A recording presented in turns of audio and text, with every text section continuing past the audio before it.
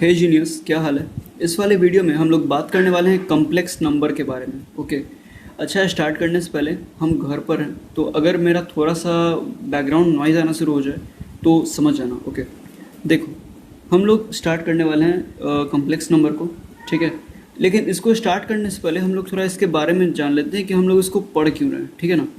Introduction, okay, introduction कि हम लोग इसको पढ़ क्यों रहे हैं।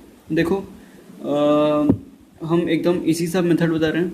जो जो हम यहाँ पर लिखवाते जाएं वो बस तुम अपने साथ साथ लिखते जाना अपने कॉपी पे, ठीक है। And it's gonna become really fine, तुम सब कुछ समझ जाओगे। ओके, तो चलो यार, देखो, हमारे जो छोटे क्लासेस होती थी 10th वाला, उसमें हम लोग x² + 1 = 0 इस तरीके के इक्वेशंस को देख करके सीधा इससे पिया छुड़ा लेते थे। बोलते थे कि इस तरीके के इक्वेशन के पास नो रियल सॉल्यूशन है, ठीक है, कि इस तरीके के इक्वेशन के पास कोई रियल सॉल्यूशन नहीं है और हम लोग वहाँ से निकल लेते थे। लेकिन गाइस देखो, रियल सॉल्यूशन नहीं है। अब देखो, रियल सॉल्यूशन नहीं है इसका क्या मतलब हो। देखो, कोई भी रियल नंबर, दुनिया का कोई भी रियल नंबर हो, ठीक है, 2, 4, 7, ओके, जो भी हो, ठीक है, उसका अगर तुम स्क्वायर करोगे ना तो वो हमेशा पॉजिटिव ही आना चाहिए। एंटी नेगेटिव होगा वो, ठीक है ना, नॉन नेगेटिव होगा, एंटी नेगेटिव नहीं, नॉन नेगेटिव होना चाहिए उसको। ओके, जैसे कि अगर तुम 2 का स्क्वायर करते हो तो तुमको मिलता है क्या, 4, ठीक है। तुम किसी भी रियल नंबर का स्क्वायर करो, ओके, तुम किसी भी रियल नंबर का स्क्वायर करो, तुमको एक नॉन नेगेटिव नंबर ही मिलेगा, ठीक है। लेकिन यहाँ पर क्या हुआ, यहाँ पर देखो ये क्या हो रहा है, x² + 1 = 0, ओके। तो अगर तुम x² को यहीं पे रहने दोगे और 1 को इधर भेज दोगे तो ये क्या हो जाएगा, x² - 1, ठीक है ना, x² = -1, ओके, ये स्क्वायर है, x² = -1, ओके। लेकिन अगर तुम यहाँ पर ध्यान से देखो तो ये तो नेगेटिव में आ गया, ठीक है। x हमारा अगर कोई रियल नंबर होता, इमेजिन करो, अगर हमारा x कोई रियल नंबर होता तो क्या इसका स्क्वायर नेगेटिव होता? नहीं होता। अभी अभी हम तुमको बताए हैं कि कोई भी, दुनिया का कोई भी रियल नंबर ले लो, अगर तुम उसका स्क्वायर करोगे तो वो एक पॉजिटिव ही नंबर आएगा, ठीक है, वो एक नॉन नेगेटिव आएगा। लेकिन यहाँ पर तो ऐसा हो नहीं रहा है, यहाँ पर x² = -1 आ गया। तो इसी के लिए हम लोग बोले थे कि इसके पास कोई रियल सॉल्यूशन नहीं होगा, ठीक है। लेकिन इसके पास कोई रियल सॉल्यूशन नहीं होगा तो कुछ तो होगा, कोई तो इसका सॉल्यूशन होगा, ठीक है, कोई तो सॉल्यूशन होगा। ऐसे कैसे हम लोग बस बोल के निकल सकते हैं। हमारा कॉम्प्लेक्स नंबर को पढ़ने में जो मेन मोटिव होगा, ठीक है, जो मेन मोटिव होगा वो इसी इक्वेशन का सॉल्यूशन को फाइंड करना होगा। ओके, हम x² + 1 = 0 इसका जो सॉल्यूशन होगा, ओके, यार देखो, कोई तो सॉल्यूशन होगा, ऐसा कुछ नहीं होता है कि बिना सॉल्यूशन के आ जाए, ठीक है। तो हम लोग इसी इक्वेशन के सॉल्यूशन को ऐसे लिख लो या फिर x² = -1 ऐसे लिख लो, क्या दिक्कत है, इतना तुम लोग समझते ही होगे। तो हम लोग इसी के सॉल्यूशन के बारे में जानने के लिए कॉम्प्लेक्स नंबर को पढ़ते हैं, या फिर मोर स्पेसिफिकली बोल दें ax² + bx + c = 0, ठीक है, where d = b² - 4ac, okay. और ये वाला जो पार्ट है ना वो 0 से छोटा होगा, यानी कि नेगेटिव होना चाहिए। हम लोग इसी का बस सॉल्यूशन निकालना चाहते हैं, ओके, जो रियल नंबर के लिए तो बिल्कुल भी पॉसिबल नहीं है। अभी अभी हम तुम लोगों को बता चुके थे इस चीज़ को, ओके। सो स्टार्ट करते हैं हम लोगों का कॉम्प्लेक्स नंबर से, ठीक है। अब हमारा मेन चैप्टर स्टार्ट हो रहा है, कॉम्प्लेक्स, ठीक है, नंबर। इसको पूरा ही लिख देते हैं, नंबर ऐसे लिखो या फिर नंबर्स, ठीक है। तो देखो यार, इसका हम थोड़ा ब्राइटनेस बढ़ा देते हैं। एक्चुअली हम ब्राइटनेस बहुत ज़्यादा बढ़ाए हुए थे, ओके, थोड़ा सा इसको डार्क करना था। अब दिख रहा है सब कुछ साफ साफ, हल्का डार्क दिख रहा है। चलो फिर, तो कॉम्प्लेक्स नंबर को पढ़ने से सबसे पहले हम बता दें, ये वाला जो हमारा इक्वेशन था, दैट x² + 1 = 0, इसको अगर हम लोग फर्दर कैलकुलेट करेंगे तो क्या हो जाएगा, x² = -1, ओके। अगर हम लोग x देखें तो क्या हो जाएगा, x will be √-1, ठीक है, एकदम सही, ठीक है, कहीं से कोई दिक्कत नहीं है। अब देखो, हम लोग √-1 को i साइन से डिनोट कर रहे हैं, ठीक है। तुम देखो, तुम किसी से भी कर सकते हो, लेकिन ऑन जनरली, ठीक है, ऑन जनरल बेसिस इसको हम लोग आई से ही डिनोट करते हैं। ओके, तुम एनसीईआरटी वगैरह के बुक वगैरह में भी देखना, उसमें भी आई से ही डिनोट करते हैं। तो हम तो यही सजेस्ट करेंगे कि तुम भी -1 को आई से ही डिनोट करो। ठीक है, अगर ये थोड़ा ज़रा पी टाइप लग रहा है तो एक बार फिर से लिख देते हैं, √-1 को आई से डिनोट किया जाता है। ठीक है ना, ठीक है। अब देखो एक बात, अगर ये √i से रिप्रेजेंट किया जा रहा है, √1 को i से रिप्रेजेंट किया जा रहा है -1 को, तो हमारा ये वाला इक्वेशन क्या था, x² + 1 = 0, x = -1 में। ठीक है, तो क्या ये i के इक्वल नहीं होगा? हाँ, या फिर यूँ इसको ऐसे नहीं कह सकते हो that this equation is equal to i, या फिर कह सकते हो कि ये जो i है ये सॉल्यूशन होगा इस इक्वेशन का। ठीक है, यहाँ पर स्टार दे करके लिख लो that i is the solution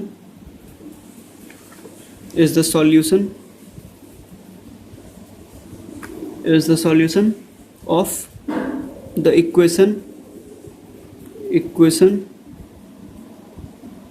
x² + 1 = 0। Okay, i iota है, फिर बता रहे हैं, लिख लो कहीं साइड में, i इज आयोटा।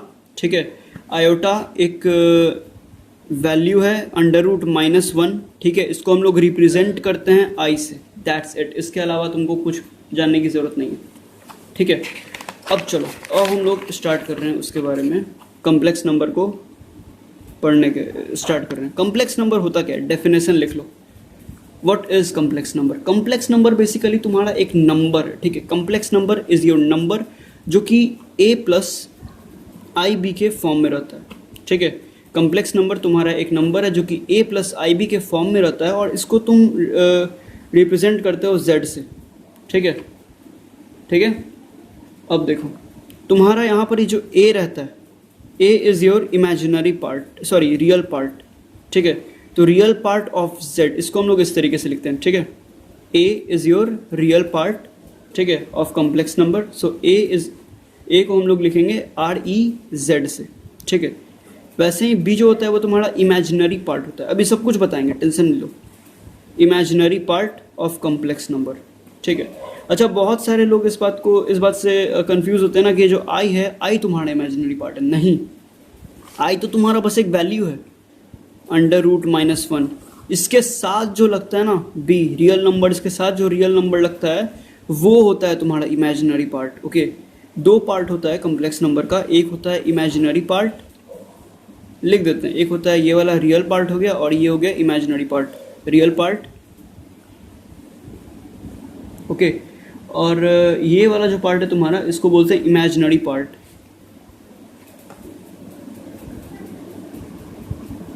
ठीक है, इमेजिनरी पार्ट, या फिर इमेजिनरी बोल दो, इमेजिनरी पार्ट बोल दो। ठीक है, और इसको डिनोट करने का तरीका तो हम तुमको दिखाए दिए, IMZ। ठीक है, चलो, अच्छा एक बात और, नोट्स वगैरह के लिए कोई टेंशन मत देना, इसी वीडियो के डिस्क्रिप्शन बॉक्स में लिंक दिया हुआ होगा। ठीक है, उसमें तुमको अच्छी तरीके से नोट्स मिल जाएगा। ठीक है, लिंक दिया रहेगा, लिंक पे क्लिक करना, एक वीडियो खुल जाएगा, उस वीडियो में नोट्स होगा। ओके, ज़्यादा देर का नहीं होगा वीडियो, कुछ ही सेकंड्स का होगा। चलो फिर, तो एग्जाम्पल के तौर पे अगर हम लोग एक कम्प्लेक्स नंबर को लें, कम्प्लेक्स नंबर अगेन रिप्रेजेंट किया जाता है z से।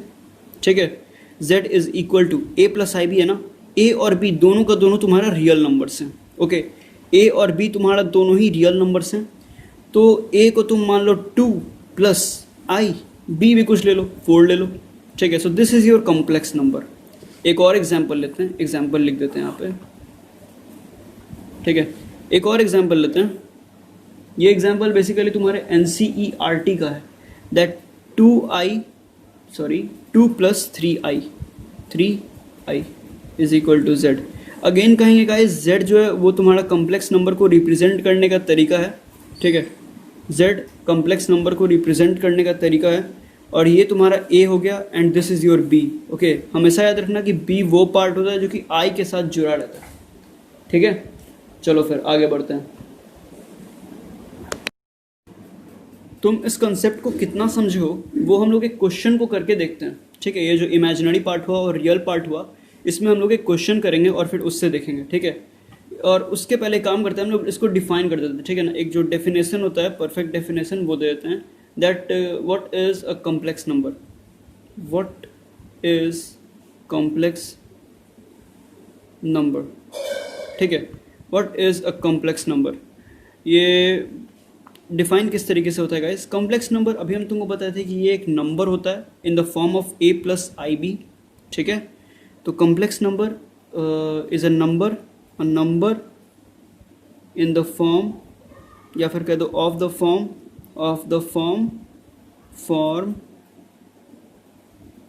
a प्लस आई बी, ठीक है। a प्लस आई बी के फॉर्म में एक नंबर होता है जिसमें कि जो तुम्हारा a होता है, वेयर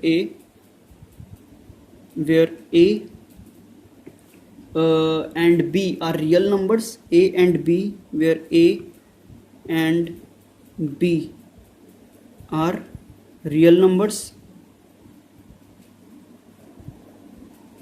देखो नंबर्स को हम इस तरीके से लिखते हैं n o और नीचे में एक छोटा सा s, समझ जाना इस चीज़ से, ठीक है ना। बार बार नंबर्स लिखने में हल्का बड़ा होता है, और कॉम्प्लेक्स नंबर है तो बार बार आएगा ही इस तरीके का चीज़, ठीक है। लाइट्स वगैरह सही से आ रहा है ना? हाँ ठीक है। तो देखो ये हो गया तुम्हारा डेफिनेशन, ठीक है, जिसमें कि a और b तुम्हारा रियल नंबर्स होगा, ठीक है।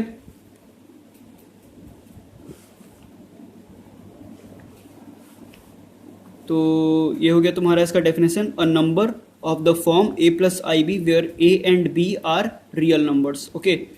इसी को हम लोग कॉम्प्लेक्स नंबर बोलते हैं, ठीक है।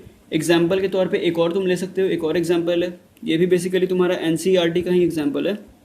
NCERT का एग्जाम्पल है गाइस 4 प्लस आई माइनस 1 11। देखो ये भी तुम्हारा रियल नंबर है, ठीक है। ये तुम्हारा आई के साथ में लगा है, इसको हम लोग इमेजिनरी बोलते हैं, ठीक है। ये इमेजिनरी पार्ट है और ये वाला तुम्हारा रियल पार्ट है। अभी अभी हम बताए थे ना कि इमेजिनरी तुम्हारा बी होता है जो कि आई के साथ लगा होता है, और ये जो तुम्हारा ए होता है this is your real part of the complex number. So चलो इसको हम लोग अभी टेस्ट करने वाले हैं एक क्वेश्चन लेकर के, ठीक है, कि इसमें तुमको बताना होगा कि तुम्हारा इमेजिनरी पार्ट कौन सा है और रियल पार्ट कौन सा है, ओके। तो इमेजिनरी पार्ट कौन सा है और रियल पार्ट कौन सा है, ठीक है, यही तुमको इसमें बताना है, that's it, okay. Again imaginary part को आई एम जेड से रिप्रेजेंट करते हैं और रियल पार्ट को हम लोग आर ई जेड से रिप्रेजेंट करते हैं, दैट्स इट, ठीक है। तो अगर तुम्हारे पास कोई एक कॉम्प्लेक्स नंबर हम दे रहे हैं तुमको, ठीक है, z is equal to 2 plus i 5, okay, समझते हो, ये तो तुम्हारा रिप्रेजेंट कर रहा है कॉम्प्लेक्स नंबर को, this is your a and this is your b and this is i, iota लिख लो कहीं पे, आयोटा बोलते हैं आई को, ठीक है, एंड आयोटा का वैल्यू होता है √-1, ठीक है। याद रखो ये सारी चीज़ें याद करने वाली है, ओके। सो तुम्हारा इसमें से रियल पार्ट कौन सा और इमेजिनरी पार्ट कौन सा है? रियल पार्ट ये है a, always remember that a is your real part and b is your imaginary part, okay. So real part REZ is 2 and imaginary part IMZ is this one 5. I hope यार अब तक तो समझ गए होगे, ठीक है। अगर नहीं समझे तो एक बार फिर से वीडियो को रिवाइंड करके देखना, खैर हमको नहीं लगता है कि अपन लोगों को ज़रूरत पड़ेगा इस चीज़ को देखने का, ठीक है। तो आगे बढ़ते हैं हम लोग, एक एग्जाम्पल ले रहे हैं हम लोग, ठीक है।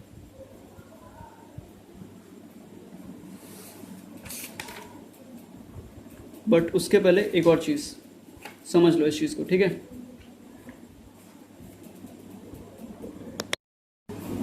देखो अगर हमारे पास दो कॉम्प्लेक्स नंबर हैं, जैसे कि Z1 और एक मान लेते हैं Z2, ठीक है, दो कॉम्प्लेक्स नंबर हैं, एक है Z1 और दूसरा जो है वो है Z2, और दोनों का हम लोग ले लेते हैं a प्लस आई बी और दूसरा हो जाएगा c प्लस आई डी कर दो, ठीक है। तो अगर तुमको यहाँ पर बोल रहा है कि Z1 इक्वल है Z2 के, हमेशा याद रखना कि Z1 और Z2 तभी इक्वल होगा, सिर्फ और सिर्फ तभी इक्वल होगा, to complex numbers Z1 and Z2 ये तभी इक्वल होगा, they are equal, they will equal if, देखो ये तभी इक्वल होगा ना जब तुम्हारा रियल पार्ट और रियल पार्ट आपस में इक्वल हो, a इक्वल हो c के और ये जो तुम्हारा b है वो d के इक्वल हो, okay. b is equal to d। हमेशा याद रखना है इस चीज़ को कि अगर दो कॉम्प्लेक्स नंबर्स आपस में इक्वल हैं, ठीक है, z1 z2 तब ही इक्वल होगा जब तुम्हारा real part of z1 equal होगा रियल पार्ट ऑफ z2 के, and imaginary part of z1 equal होगा तुम्हारा इमेजिनरी पार्ट ऑफ z2 के।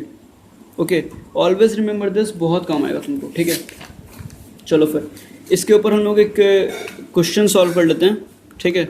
ये भी बेसिकली तुम्हारा NCERT का है, ठीक है। NCERT खैर बहुत सारे लोग बोलते हैं कि कंसेप्ट क्लियर नहीं करता, आई डोंट थिंक सो। हमको तो बहुत अच्छी तरीके से पढ़ा था NCERT। खैर अपने टाइम में तो हम NCERT के थे कंसेप्ट्स वगैरह के लिए। खैर देखो, तुम्हारे पास एक क्वेश्चन है, अगर 4x plus i 3x minus Y, ठीक है, ये इक्वल है 3 प्लस i माइनस 6 के, ठीक है, जिसमें कि तुम्हारा जो x एंड y है दे आर रियल नंबर, ठीक है, x और y तुम्हारा रियल नंबर है, ठीक है। Then you have to find the value of x and y। तुम देख सकते हो ये तुम्हारे NCERT का पहला एग्जाम्पल होने वाला है कॉम्प्लेक्स नंबर्स का, ठीक है। तो अब तुम क्या करोगे, अभी हम तुमको बताते हैं। देखो ये तो तुम्हारा एक कॉम्प्लेक्स नंबर है, पता चला या नहीं ये कमेंट बॉक्स में बताना ज़रूर। एक सेकेंड यार, ठीक है, पता चला या नहीं ये कमेंट बॉक्स में बताना ज़रूर। देखो पता कैसे चलेगा, ये तुम्हारा ए पार्ट है, ओके। कॉम्प्लेक्स नंबर क्या होता है, एक number which is in the form of a plus i b, ये तुम्हारा i है, this is your b part and this is your a part, ठीक है। तो a प्लस आई बी के फॉर्म में कॉम्प्लेक्स नंबर है, ये भी a प्लस आई बी के फॉर्म में है, ये भी कॉम्प्लेक्स नंबर है। This is not b, this is 6, okay, -6। सो देखना तुमको समझ में आना चाहिए ये सब चीज़। तो तुमको अभी हम बताए थे कि अगर दो कॉम्प्लेक्स नंबर्स, ये मान लो z1 है और ये मान लो तुम्हारा z2 है, ठीक है। इसको थोड़ा हम हल्के पेन से लिख रहे हैं क्योंकि हम लोग को ये बस समझने के लिए चाहिए, समझाने के लिए हम यूज़ करें, बाद में फिर हटा देंगे, ठीक है।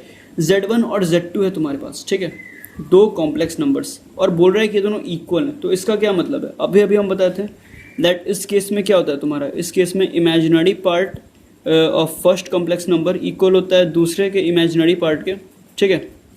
और उसी तरीके से जो रियल पार्ट होता है वो भी एकदम इक्वल होता है, ठीक है, तभी वो कॉम्प्लेक्स नंबर होगा। या फिर तुम कह सकते हो कि ये इक्वल होगा इसके और ये इक्वल होगा इसके, यानी 4x is gonna be equal to 3 and किधर गया, 3x minus y is gonna be equal to -6, okay. So guys देखो x का तो वैल्यू यहाँ पर से हम लोग 3/4 ईजिली निकाल लेंगे, ठीक है। और अगर हम लोग यहाँ पर इसको निकालें, y का वैल्यू अब चाहिए ना हम लोगों को, हाँ, तो y को इधर लाओ और 6 को इधर लाओ, so 3x plus 6 is equal to y, okay. अब करना क्या है, अब बस तुम इसके जगह पे इसका वैल्यू पुट कर दो, 3 into 3/4 plus 6 is equal to y, ठीक है। सो ये कितना हो जाएगा, ये अगर तुम इसको पूरी तरीके से जब कैलकुलेट कर दोगे, so y is gonna be equal to 33/4, okay. Calculate करके निकालना, आंसर आ जाएगा तुम्हारा, ठीक है।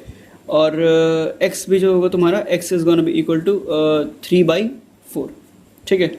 अगर ये आ रहा है तो बहुत सही है यार, कैलकुलेशन करना है, कैलकुलेशन का पार्ट इजी होता है, that's why I am not gonna do that, ठीक है। हम लोगों को यहाँ पर कंसेप्ट पर फोकस करना है, ठीक है। अगर तुम इतना कर लिए तो तुम्हारा आज का पहला जो पार्ट है यूट्यूब का, मतलब हमारे वीडियो का, वो ख़त्म हो गया। दूसरा देखो, दूसरा जो हम लोग देखने वाले हैं दैट इज़ वेरी इंपॉर्टेंट, और ये होने वाला है तुम्हारा अलजेब्रा ऑफ कॉम्प्लेक्स नंबर, ठीक है। अभी तक एक बार हम लोग रिवाइज कर लेते हैं इस चीज़ को, पूरे चीज़ को, ठीक है। कॉम्प्लेक्स नंबर हम लोग क्यों पढ़ें, क्योंकि हमारे पास जो इक्वेशंस आती थी x² + 1 इज इक्वल टू 0 का, हम लोग ये बोल के निकल लेते थे कि ये इसके पास कोई रियल सॉल्यूशन नहीं है। क्यों रियल सॉल्यूशन नहीं है, क्योंकि हम लोग बोलते थे कि ये रियल नंबर है ही नहीं। क्यों हम लोग ऐसा बोलते थे, क्योंकि देखो यार, कोई भी रियल नंबर हो दुनिया का, अगर तुम उसका स्क्वायर करोगे ना तो वो हमेशा नॉन नेगेटिव ही नंबर देगा, यानी कि पॉजिटिव देगा। जैसे कि हम एग्जांपल लिए थे कि अगर 2 का स्क्वायर करोगे ना तो वो +4 देगा, -4 नहीं देगा, ठीक है। अगर तुम नेगेटिव वाले चीज़ों का भी करो, -2 का भी करते ना तो भी ये 4 ही देता। नेगेटिव में तो कोई सवाल ही नहीं है रियल नंबर्स का पावर, ओके। लेकिन एक इक्वेशन था हमारे पास x square plus one is equal to zero. अगर तुम इसको इधर शिफ्ट करते तो तुम्हारे पास x square is equal to minus one आता। ओके, जो कि यहाँ पर तुमको दिखा रहा है दैट ये जो एक्स का स्क्वायर है ये तुम्हारा माइनस वन है, यानी कि ये नॉन नेगेटिव नहीं है, ये नेगेटिव है। समझे इस चीज़ को? तो इसके लिए हम लोगों को कोई सॉल्यूशन चाहिए। इसमें तो हम लोग बोलते थे पहले कि हमारे पास कोई रियल सॉल्यूशन नहीं होगा। अरे तो कोई तो सॉल्यूशन होगा, ठीक है ना? रियल सॉल्यूशन नहीं होगा मान लीजिए, लेकिन कोई तो सॉल्यूशन होगा। तो इस पूरे कॉम्प्लेक्स नंबर में हम लोग वही पढ़ रहे होते हैं, ठीक है? कॉम्प्लेक्स नंबर क्या होता है? Complex number is basically a number which is in the form of a plus i b, ठीक है? ए प्लस आई बी के फॉर्म में होता है, ठीक है? कॉम्प्लेक्स नंबर, ठीक है? और अगर ये वाला इक्वेशन हम लोग देखें x square plus one is equal to zero में, तो एक्स का जो वैल्यू आ रहा था वो था अंडर रूट माइनस वन, ठीक है? और इसको हम लोग रिप्रेजेंट किए थे आई से, और इसको हम लोग आयोटा बोल रहे थे, ठीक है? तो हम लोगों को बस यही सब जानना था। अभी तक में आयोटा बोल रहे थे, ठीक है? और ये जो आई था यही हम लोगों का सॉल्यूशन था फॉर दिस इक्वेशन। ओके, चलो फिर आगे बढ़ते हैं। फिर हम लोग देखे थे कि इमेजिनरी पार्ट क्या होता है, रियल पार्ट क्या होता है, ठीक है? कॉम्प्लेक्स नंबर को अच्छी तरीके से डिफाइन किए, इमेजिनरी पार्ट और रियल पार्ट के बेसिस पे एक क्वेश्चन किए। उसके बाद फिर equality of two complex numbers पे देखें, ठीक है? उसके ऊपर हम लोगों ने क्वेश्चन सॉल्व किया जो कि इजली हो गया था। अब हम लोग करने वाले हैं हमारा दूसरा मेन टॉपिक, दैट इज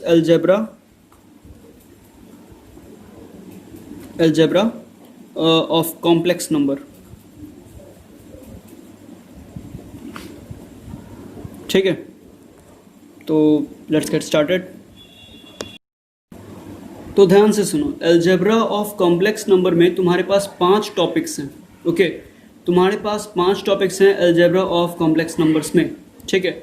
सबसे पहले तो तुम देख लो कि addition of two complex numbers कैसे होता है, ठीक है? सबसे पहले देखो addition of two complex numbers, ठीक है? देखो addition of two complex numbers. Okay यार, ये पड़ोसी वाले बहुत छोटा बहुत नॉइज़ करते हैं। खैर, इसमें देखो अगर मान लो कि तुम्हारे पास कोई एक कॉम्प्लेक्स नंबर है Z1, ठीक है? और दूसरा है Z2, ठीक है? और इसको हम लोग ले रहे हैं a प्लस आई बी, और Z2 को हम लोग ले रहे हैं c प्लस आई डी, ठीक है? मान लो कि ये कोई भी दो कॉम्प्लेक्स नंबर है, तो इसको हम लोग किस तरीके से Z1 प्लस Z2, इसको हम लोग किस तरीके से डिफाइन करने वाले हैं वो देखते हैं, ठीक है? ये किस तरीके से डिफाइन किया जाएगा वो देखते हैं। तो Z1 plus Z2 this is gonna be equal to, हम लोग क्या कर रहे हैं कि हम लोग a को c से ऐड कर रहे हैं, a प्लस सी कर रहे हैं, ठीक है? प्लस i, और ये जो इमेजिनरी पार्ट है इसको आपस में ऐड कर रहे हैं, ठीक है? देखो फिर से एक बार देखो, Z1 प्लस Z2 हम लोग किस तरीके से कर रहे हैं, दो कॉम्प्लेक्स नंबर हैं, दोनों के इमेजिनरी पार्ट्स एक बार ऐड कर रहे हैं, दोनों के रियल पार्ट्स एक बार ऐड कर रहे हैं। ओके, और ये बीच में आई तो लगाना ही है, ठीक है? क्योंकि देखो अगर कोई भी कॉम्प्लेक्स नंबर है, दो कॉम्प्लेक्स नंबर हैं, okay, sum of two complex numbers is always a complex number, ठीक है? Always remember this thing. तो यार अगर तुम्हारे पास दो कॉम्प्लेक्स नंबर्स हैं एंड यू ऐड देम, तो तुम्हारे पास क्या बचेगा? एक और कॉम्प्लेक्स नंबर आएगा। तो कॉम्प्लेक्स नंबर किसके फॉर्म में होता है? ए प्लस आई बी के फॉर्म में होता है, ठीक है? तो ए तुम्हारा कौन सा पार्ट है? ए रियल पार्ट है, तो दोनों रियल्स को आपस में ऐड कर दो, प्लस आई का sign and then imaginary part दोनों को ऐड कर दो, दैट्स इट, ठीक है? चलो फिर इसका हम लोग एग्जाम्पल भी लेंगे। ओके, तो ले ही लेते हैं। ये भी एग्जाम्पल NCERT का होने वाला है, दैट 2 प्लस आई 3, ये एक तुम्हारे पास कॉम्प्लेक्स नंबर है, और एक कॉम्प्लेक्स नंबर और है -6 प्लस आई 5। ओके, इन दोनों को तुमको आपस में ऐड करना है, तो किस तरीके से करोगे, ठीक है? तो इन दोनों को आपस में ऐड करने के लिए तुम सीधा एक चीज़ देखो, तुमको ए को आपस में ऐड करना है, ठीक है? यानी कि 2 प्लस -6 करना है, ठीक है? 2 प्लस -6 करना है, plus i, okay, and then b, यानी कि बी एंड बी को आपस में ऐड करना है, यानी कि इमेजिनरी पार्ट और इमेजिनरी पार्ट आपस में ऐड होंगे, ठीक है? और ये जो ये रियल पार्ट है वो आपस में ऐड होंगे। So this is gonna B -4, ठीक है, plus I and this is gonna B 8, ठीक है। So this is your answer. और ये भी गाइस क्या होगा, z, क्योंकि z क्यों, ठीक है, z इसलिए क्योंकि ये कॉम्प्लेक्स नंबर है, ये भी एक कॉम्प्लेक्स नंबर आएगा, ठीक है। So this is gonna B -4 plus i8, ठीक है, आंसर। समझ में आया? फिर से देखो, अगर तुम्हारे पास कोई दो कॉम्प्लेक्स नंबर्स हों और तुमको उन्हें आपस में ऐड अप करना हो तो तुम किस तरीके से करोगे ऐड अप? तुम a को a से, तुम रियल पार्ट को रियल पार्ट से ऐड करोगे, देन प्लस i दोगे, देन इमेजिनरी पार्ट को इमेजिनरी पार्ट से ऐड करोगे, दैट्स इट। हमेशा याद रखना कि अगर दो कॉम्प्लेक्स नंबर्स को जोड़ोगे तो कॉम्प्लेक्स नंबर ही बनेगा, ठीक है ना। तो a प्लस आई बी के फॉर्म को हमेशा मेंटेन करके रखना, ठीक है। तो अब देखो, तुमको अलजेब्रा ऑफ कॉम्प्लेक्स नंबर्स में कुछ जो चीज़ों के बारे में जानना है, वो सबसे पहला जो पॉइंट था वो था एडिशन ऑफ कॉम्प्लेक्स नंबर्स। अब एडिशन ऑफ कॉम्प्लेक्स नंबर्स में, एडिशन ऑफ कॉम्प्लेक्स नंबर्स ही हो रहा है ना, हाँ, एडिशन ऑफ कॉम्प्लेक्स नंबर्स में तुम्हारे पास कुछ प्रॉपर्टीज़ दी हुई हैं, ठीक है। उन प्रॉपर्टीज़ को हम लोग देखते हैं, ठीक है। एडिशन ऑफ ये एडिशन ऑफ कॉम्प्लेक्स नंबर्स की properties of addition of complex numbers.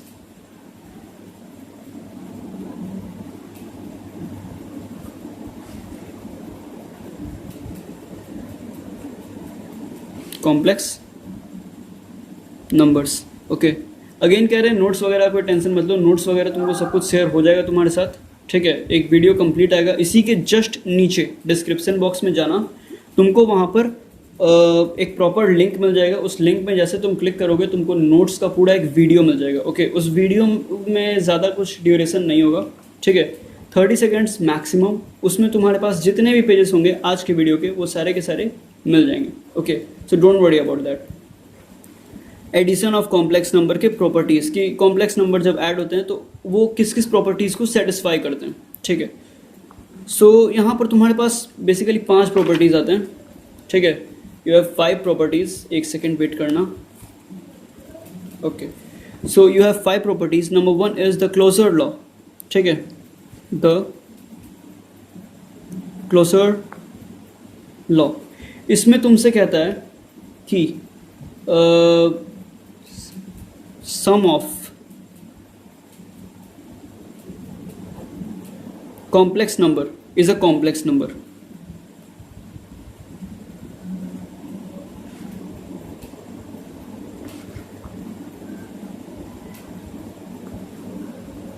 देखो अभी अभी हम लोग ये बात बोल कह रहे हैं कि देखो अगर तुम z1 प्लस z2 करोगे तो जो रिजल्ट आएगा ना वो भी तुम्हारा कोई कॉम्प्लेक्स ही नंबर होगा, याद रखना हमेशा इस चीज़ को, ठीक है।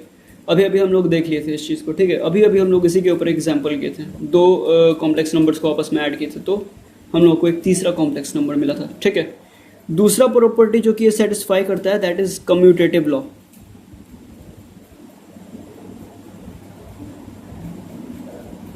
ओके, कम्यूटेटिव लॉ को किस तरीके से सेटिस्फाई करता है ये देखो। देखो z1 में तुम प्लस करो z2 को या फिर z2 में तुम प्लस करो z1 को, दोनों ही एकदम सेम चीज़ है, ठीक है। ये बोलता है तुम्हारा कम्यूटेटिव लॉ। कोई फर्क नहीं पड़ता है कि तुम पहले किसको लाड़े हो बाद में किसको लाड़े हो, z1 में तुम z2 डालो या फिर z2 में z1 डालो, दोनों एक ही बात है, ठीक है। चलो फिर आगे बढ़ते हैं। तीसरा पॉइंट हमारा एसोसिएटिव लॉ।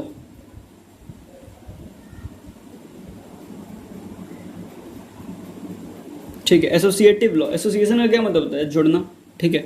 तो एसोसिएटिव लॉ में क्या करते हैं, मान लो कि एसोसिएटिव लॉ के लिए याद रखना कि तुमको 3 कॉम्प्लेक्स नंबर्स की तो ज़रूरत पड़ेगी, ठीक है, 2 से काम नहीं चलने वाला है। तो z1 plus z2 plus z3, ठीक है। तुम देखो, तुम या तो पहले इन दोनों को आपस में ऐड कर लो, बाद में इसको ऐड करो इसमें, ठीक है। जैसे कि तुम z1 प्लस z2 किए तो फिर उसमें जो आया, जो रिजल्ट आया उसको फिर z3 के साथ ऐड किए, वो कर सकते हो। या फिर तुम पहले z2 और z3 को ऐड कर दो आपस में, z2 प्लस z3, पहले इन दोनों को आपस में ऐड कर दो और जो रिजल्ट आए उससे z1 को करो, ठीक है। कोई फर्क नहीं पड़ता है, दोनों एकदम इक्वल चीज़ रहेगा। ये तुमको बोलता है कम्यूटेटिव लॉ, ठीक है। चलो फिर आगे चलते हैं। हमारे फोर्थ प्रॉपर्टी के ऊपर, जो कि सेटिस्फाई करता है कौन, addition of two complex numbers. तो फोर्थ प्रॉपर्टी है the existence of additive identity. ठीक है, यानी कि अगर तुम उसमें कुछ ऐड करोगे तो फिर वो जो था वही रहेगा। ठीक है, एग्जिस्टेंस ऑफ एडिटिव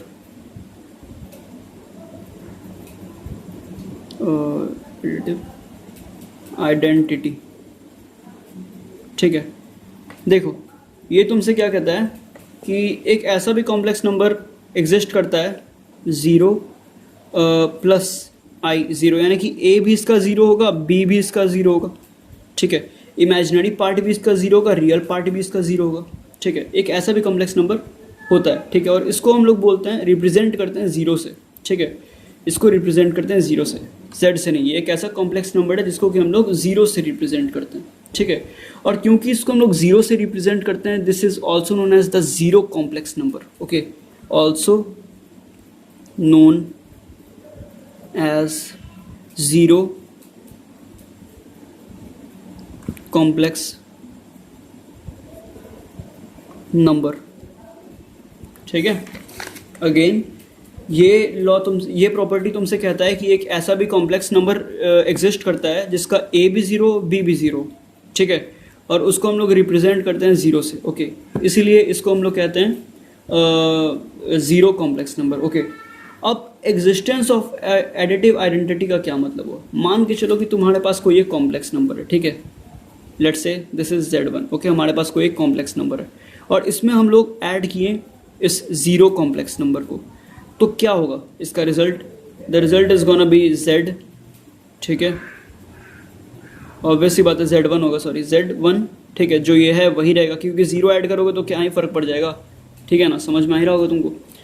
तो इसीलिए इसको बोला गया है एडिटिव इनवर्स। अगर यहाँ पर Z2 Z4 कुछ भी होता है, ठीक है ना, अगर 0 ऐड करो या फिर 0 कॉम्प्लेक्स नंबर इसमें ऐड करो तो ये वही का वही रहेगा।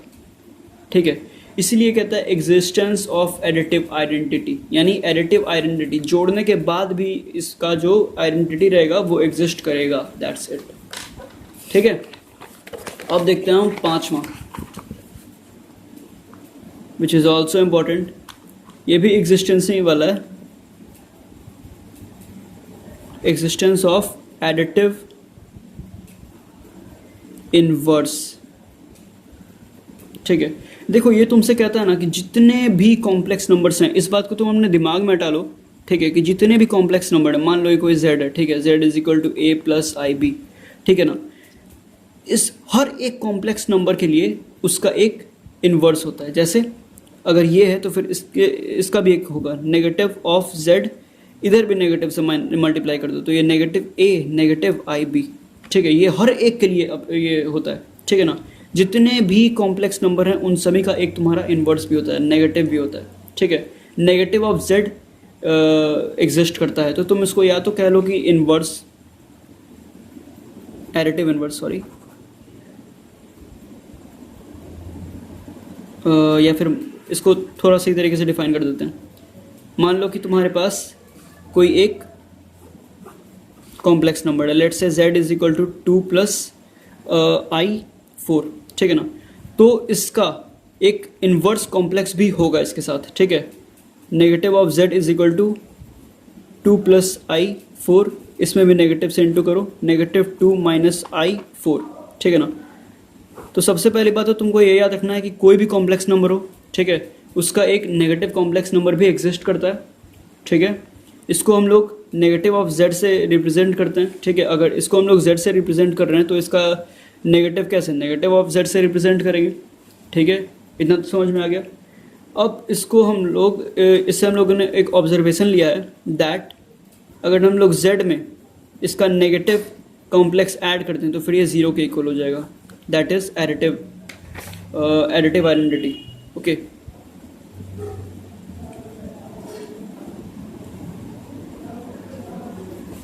ठीक है, और इसको हम लोग बोलते हैं, it is also known as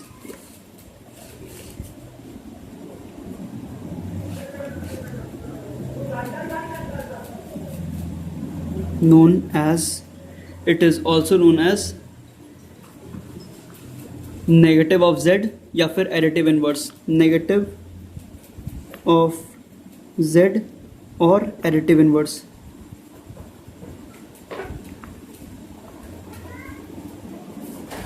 ठीक है, देखो हमको ऐसा लग रहा है कि ये वाला जो पार्ट है हम समझा नहीं पाए, so let me try it for one more time. Okay, अगर समझ चुके हो तो that's over for today's video, तुम लोग जा सकते हो। ठीक है, बस इतना याद रखना कि डिस्क्रिप्शन बॉक्स में लिंक दिया होगा नोट्स के वीडियो का।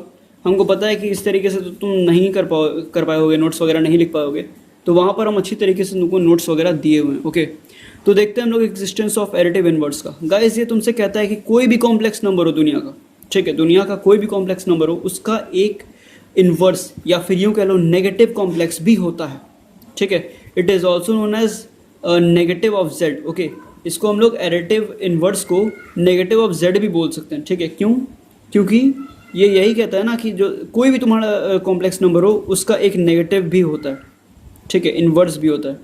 ठीक है, एडिटिव इन्वर्स भी होता है। ओके, एग्जाम्पल के तौर पे अगर तुम्हारे पास एक कॉम्प्लेक्स नंबर है z is equal to 2 + i4, तो इसका भी एक इन्वर्स होगा, एडिटिव इन्वर्स होगा, या फिर यूँ कह लो कि इसका भी एक तुम्हारे पास नेगेटिव ऑफ z होगा। तो नेगेटिव ऑफ z के लिए तो तुम नेगेटिव दोनों ही साइड लोगे, एक साइड तो करोगे नहीं, तो एक साइड नेगेटिव लिए तो दूसरे साइड भी लेना पड़ेगा, तो दूसरे साइड लिए तो -2 - i4, दैट्स इट। ओके, और एक बात, ये एक ऑब्जर्वेशन है गाइस, इसको स्टार दे करके लिख लो, दैट अगर तुम किसी कॉम्प्लेक्स नंबर को उसके इन्वर्स के साथ ऐड कर दो, ओके, इन्वर्स के साथ ऐड कर दो, तो जो रिजल्ट आएगा वो 0 आएगा, that is additive identity. I think that this is clear to you. Okay, so that's all for today's video. My name is Surya Pratap Sai. देखते